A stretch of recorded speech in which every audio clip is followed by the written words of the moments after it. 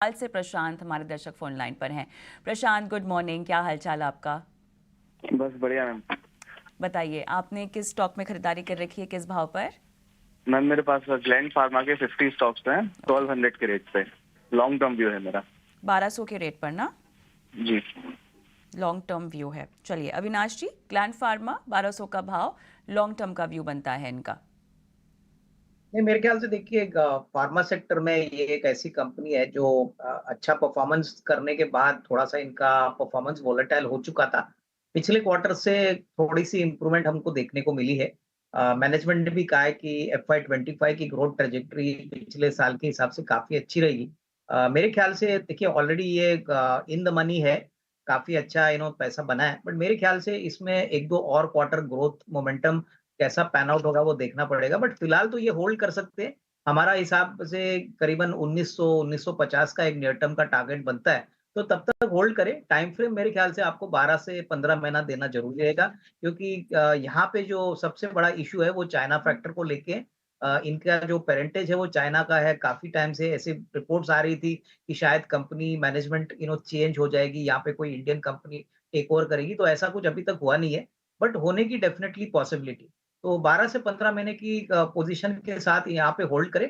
करीबन 1850-1900 का near term का टारगेट है, तब तक होल्ड करें, उसके बाद हम इसको फ्रेश रिव्यू करके आपको बता दें। वो अपने साथ जोड़ते हैं नारायण साहू जी, हमारे साथ हैं कोलकाता से। नारायण जी नमस्कार, पूछिए क्या जानना चाहते हैं आप? नमस्कार सर। सर मेरा दो सवाल था। मेरा पास डीसीबी बैंक है 148 की भाव पे। कितना कितने? 148? 148। ठीक है। 315 शेयर है। ठीक है। और आईओबी है 76.91 में 200 शेयर है। ठीक है, ये आईओबी का भाव हम थोड़ा अपडेट करेंगे। ये 69 रुपए पे इन्होंने लिया हुआ है और 76.91 है। चलिए 77 रुपए के भाव पे सर और एक सवाल था मेरा। इको बैंक है, इको बैंक है जी, 62 रुपीज भाव में मेरे पास 1100 शेयर है।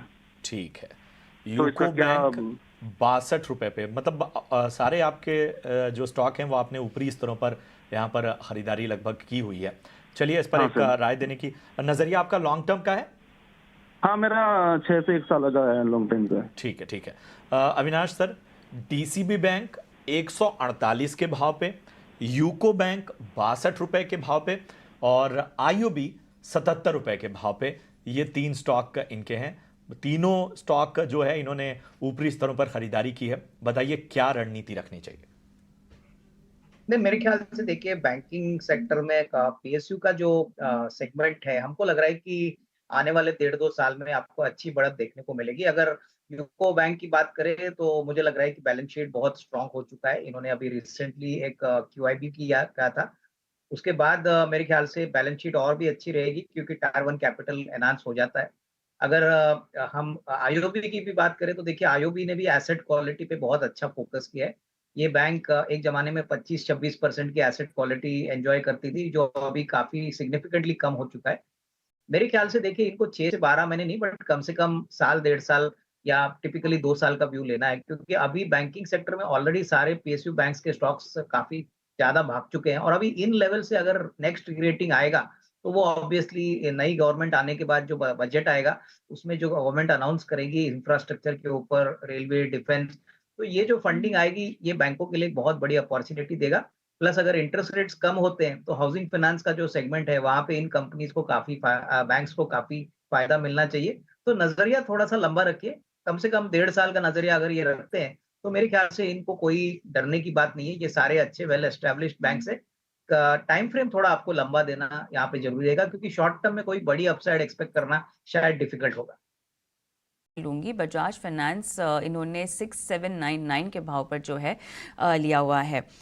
मेरे साथ फ़ोन लाइन पर नहीं है अविनाश, इसीलिए मैं और जानकारी इनके खरीद की ड्यूरेशन को लेकर नहीं जानती हूँ, लेकिन 6799 के भाव पर बजाज फाइनेंस कितना और समय दे सकते हैं इसको? देखिए मेरे ख्याल से बजाज फाइनेंस पे इन्होंने अगर पोजीशन ली है, तो मैं समझता हूँ कि अगले 12-18 महीने का व्यू लेके काम करिए। एनबीएफसीज में देखिए बजाज फाइनेंस एक वेल एस्टेब्लिश्ड फ्रेंचाइज है, इनकी बैलेंस शीट बहुत स्ट्रांग है, लेकिन हमको ये भी बात भूलना नहीं चाहिए कि अभी कंपटीशन बढ़ रहा है। जियो फाइनेंस आने के बाद इस इंडस्ट्री में बहुत ज़्यादा डिस्ट्रप्शन और कॉम्पिटिशन बढ़ने वाला है। हालाँकि ये काफ़ी वेल कैपिटलाइज़्ड है, तो नज़रिया अगर ये 12-15 महीने का रखते हैं, तो मैं समझता हूँ कि 7,300 था 7,400 का एक प्राइस टारगेट मान के चल के ये यहाँ पे पोज़ीशन होल्ड करे। बट डेफ़िनेटली टाइम फ्रेम थोड़ा लंबा रखिए क्योंकि शॉर्ट टर्म में मुझे नहीं लगता है कोई बड़ी अपसाइड या कोई बड़ा ट्रिगर है जिससे कि इमीडिएटली कोई री-रेटिंग होगी। बट इन्होंने थोड़ा-सा ऊपरी लेवल पे ज़रूर लिया है। मेरे ख्याल से यहाँ पे होल्ड करे और 12 से 15 महीने का टाइम फ्रेम लेके यहाँ पे पोज़ीशंस मेरे ख्याल से अच्छे रिस्क रिवॉर्ड इनको देने की पॉसिबिलिटी है।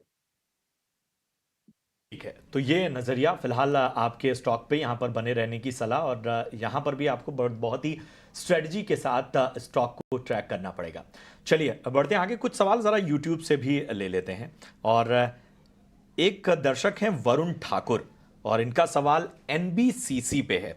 इन्होंने जो बाइंग स्टॉक की है वो 143 के भाव पे की है, फिलहाल के भाव से काफ़ी ऊपर। 616 स्टॉक इनके पास हैं।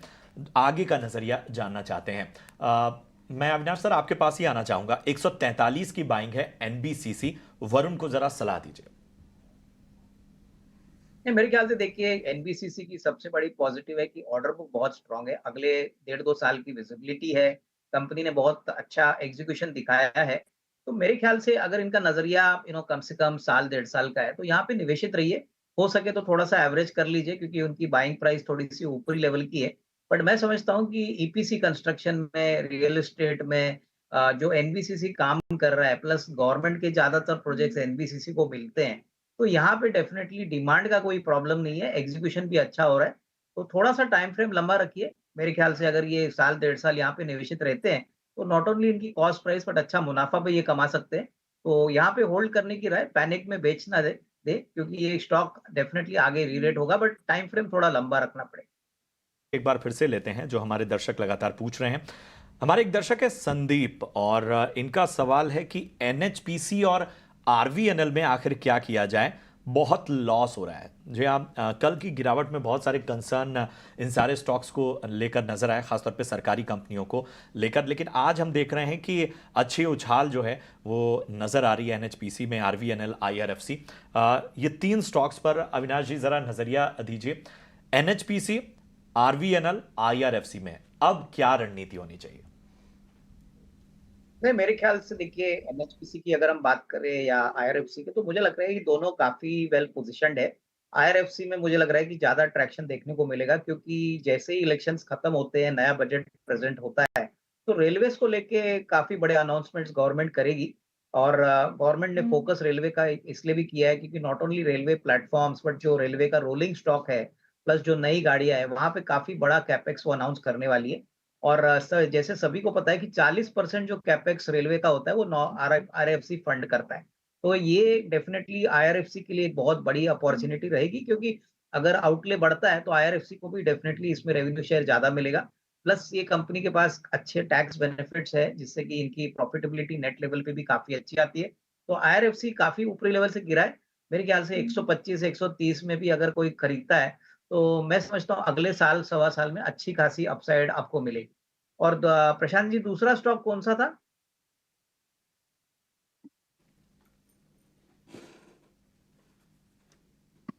RVNL sir, RVNL. देखिए आरबीएनएल मुझे लग रहा है कि ऑर्डर बुक की पोजीशन देखें तो बहुत तेजी से इनका ऑर्डर बुक बढ़ रहा है। स्टॉक ऊपरी लेवल से काफी करेक्ट हो चुका है लेकिन यहाँ पे भी मैं यही यही कहूंगा कि रेलवेज का ग्रोथ पोटेंशियल देखते हुए यहाँ पे अगर 1.5-2 साल का नजरिया कोई रखता है तो ही इसमें अच्छा पैसा बनेगा क्योंकि निचले लेवल से ये स्टॉक बहुत भाग चुका है। ये भी एक रेलवे कनेक्टेड स्टॉक है तो यहाँ पे अगर आपकी पोजीशन ऑलरेडी है तो मैं समझता हूँ कि एटलीस्ट 12 टू 15 मंथ्स का टाइम फ्रेम दे दीजिए। नई इन्वेस्टमेंट के लिए मैं समझता हूँ कि थोड़ा-सा इंतज़ार करिए, थोड़ा निचले लेवल पे आता है, तो खरीदने के मौके बनेंगे। But yes longer term prospects definitely look encouraging क्योंकि ऑर्डर बुक कम से कम 1.5-2 साल की रेवेन्यू विजिबिलिटी कंपनी को दे रहा है। कॉलर जुड़ चुकी हैं सुप्रिया ठाणे महाराष्ट्र से। सुप्रिया नमस्कार, पूछिए क्या जानना चाहती हैं? तो मेरा एक शेयर होल्डिंग है लैटिस इंडस्ट्रीज के कौन सा? जो कि मैंने बाइक तो लैटिस LATTEYS इंडस्ट्री। लैक्टी। या LATTEYS। ठीक है।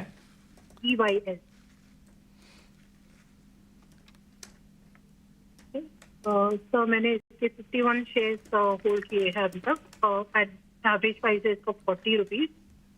अच्छा, कब आपने खरीदा था? सर ये लगभग अक्टूबर 23rd से। ठीक है, तो आपका नजरिया, अभी तो काफी गिर गया है स्टॉक ये आपके भाव से। बट मेरा जो होल्डिंग है ये मैं लॉन्ग टर्म के पर्पज से होल्ड करना चाहती हूँ। लैटीज तो- लैटीज इंडस्ट्रीज है फिलहाल। Yes. अगर मैं सही हूँ सुप्रिया जी, तो ये 16.25 के आसपास है अभी। हाँ सर। ठीक है, ठीक है। लैटीज इंडस्ट्रीज, LATTEYS, जी हाँ, ये स्टॉक है। ऊपरी स्तरों पर खरीदारी इन्होंने लगभग 40 रुपए के आसपास रखी हुई है। चलिए अविनाश जी, अगर आप इस स्टॉक को ट्रैक करते हो तो ज़रा नज़रिया दीजिए। फिलहाल ये 16 रुपए के आसपास स्टॉक है।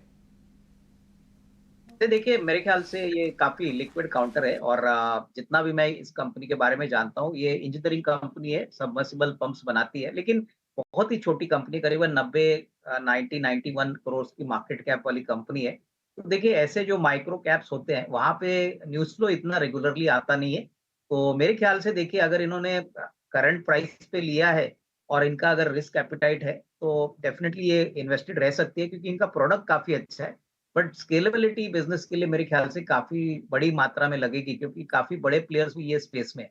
तो मैं इनको यही कहूंगा कि अगर इनके पास कोई दूसरा विकल्प है तो इसमें जरूर निवेश करें, क्योंकि ऐसी छोटी कंपनीज में मार्केट में हमने देखा है कि जब बिकवाली का प्रेशर आता है तो बहुत तेजी से प्रेशर आता है, और अभी तो हमने देखा है कि इस micro cap, small cap, SME companies में बहुत भारी भरकम बिकवाली आ रही है।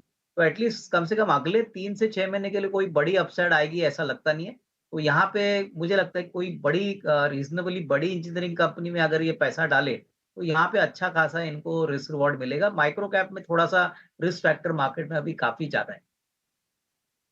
ये कि कौन सा विकल्प हो सकता है इसके मुकाबले?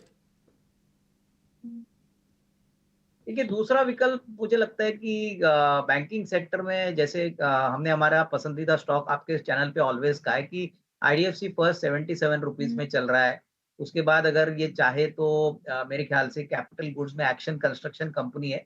उसके बाद अगर ये चाहे तो सीमेंट में इंडिया सीमेंट्स नाम की कंपनी है। ये काफी अच्छे विकल्प है, मुझे लगता है कि ये सेक्टर भी अच्छी तरह से चलेंगे। और क्लियरली आपको अगर सस्ता स्टॉक चाहिए तो आईडीएफसी फर्स्ट बैंक है, इंडिया सीमेंट्स है, जो मुझे लगता है कि वैल्यू के पॉइंट ऑफ व्यू से आपको भारी भरकम अच्छा रिस्क रिवॉर्ड आपको अगले 12-15 महीने में देगा। ये जो कंपनी इन्होंने खरीदी है, मेरे ख्याल से इस पे कोई रिसर्च नोट नहीं है, इसमें कोई कंपनी की मैनेजमेंट कमेंट्री नहीं है, एनालिस्ट कॉल नहीं है। तो ऐसी कंपनीज में जब आप निवेश करते हो तो रिस्क काफी बड़ा होता है।